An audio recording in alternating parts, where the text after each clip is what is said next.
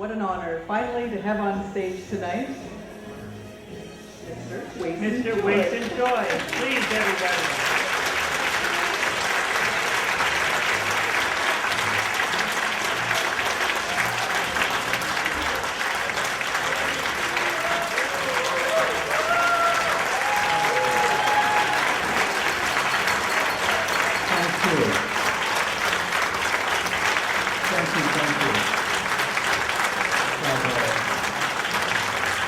You have to sit down because I'm going to pretend, as I told my friends, I'm going to pretend to be humble tonight. Can you hear me over the joy next door? Is this on now? Is this better? Is this better? Okay. This is quite wonderful actually because they were playing a Chinese opera of sorts.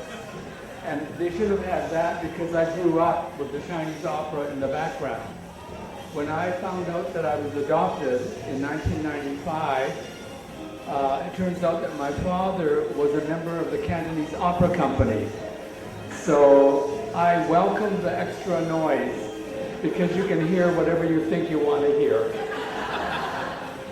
And secondly, I just a few weeks ago discovered through a wonderful family that I now know the name of my mother. And when you buy my next book, I just might tell you. Further, what is so joyful about this coming full circle is that one of my greatest influences, Jacob Zilber, passed away a few weeks ago. And what I remember well of all is that he has never passed from me. And he is in all my books, as is Alice and the Zilber family, as is my aunts Mary and Frida. And quite frankly, to tell you the truth, as all of you who have read my books and are here, and those who have not read the books might buy them because you don't have to read them if you buy them. So we want to be sure you understand writers need support. The bookmark event is absolutely fabulous. It is going to do what they do in England and in France and in New York. They are going to honor the writing, the people who keep alive the stories of the past. I happen to be the first one, but your support of this evening's work, and with Miranda Hill's absolute inspiration, writers will be as important as those who build the buildings and those who now live in them and have their stories told.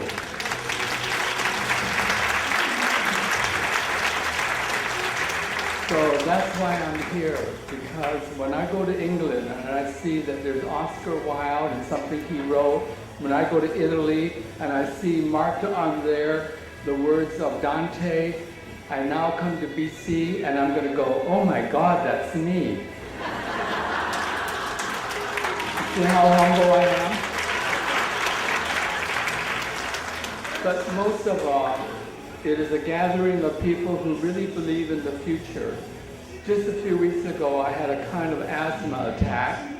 I was overwhelmed by the habit of landscapers today of planting male trees. Now, as you know, male trees are clean trees because they don't shed and they grow uniformly. So 8 years or 9 years ago, in preparation for the possibility that the Olympics was coming to Vancouver,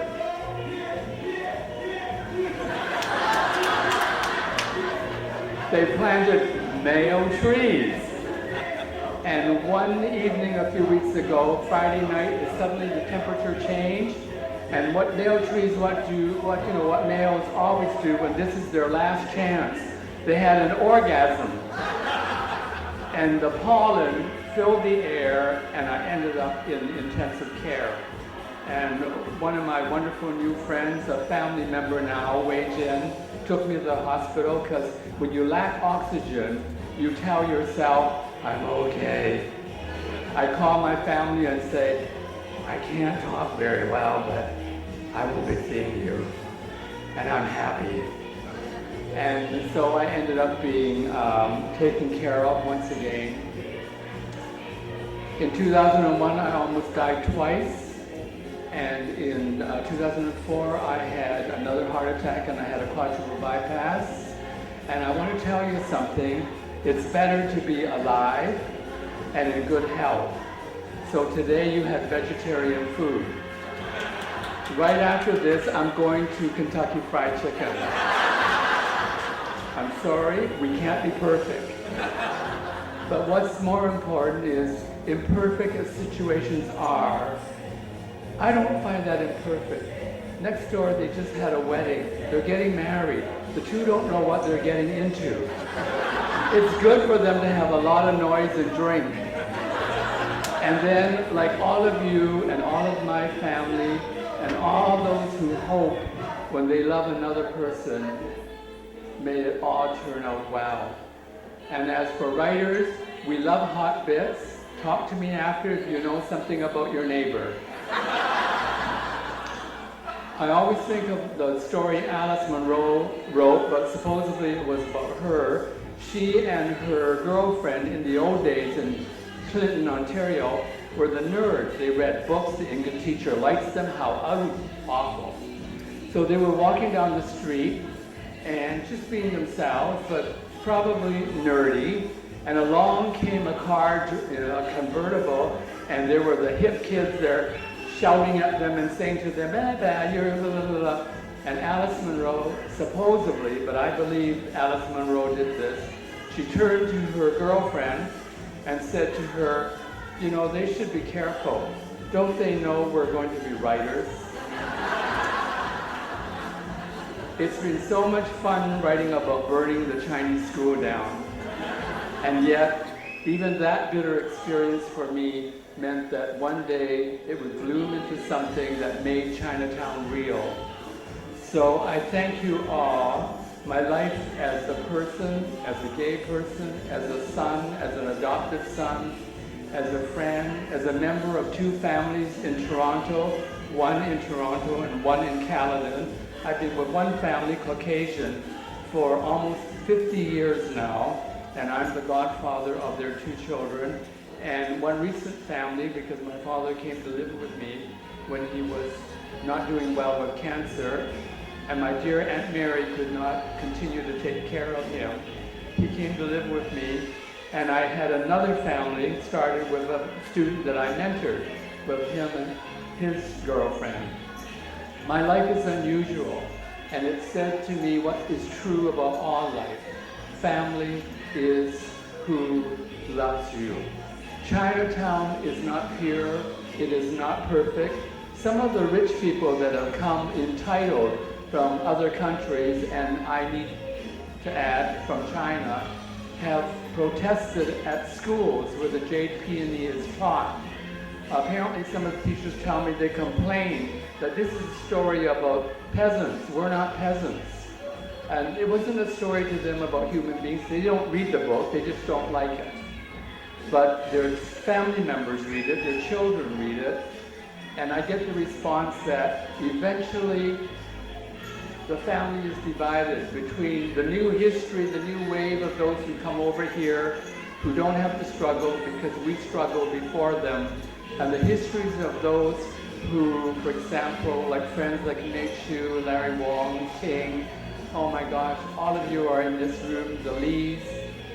We are saying to them, we're not as good as you, we're not as bad as you, we are the survivors upon which you stand, and we ain't sitting down.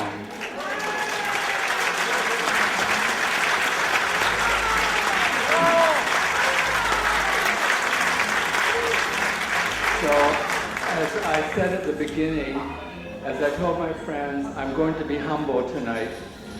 But I can't be because you're here, and I thank you. You give my life meaning because you tell me I have been something to somebody, and it happens to be you.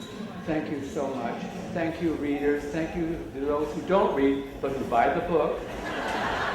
And I can only say I love you all for all the reasons that make it worthwhile. Thank you.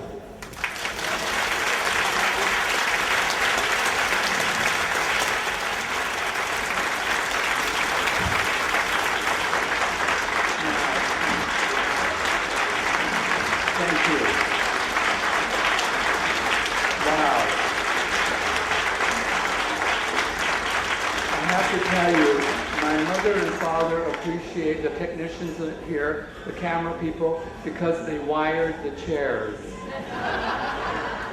There you are.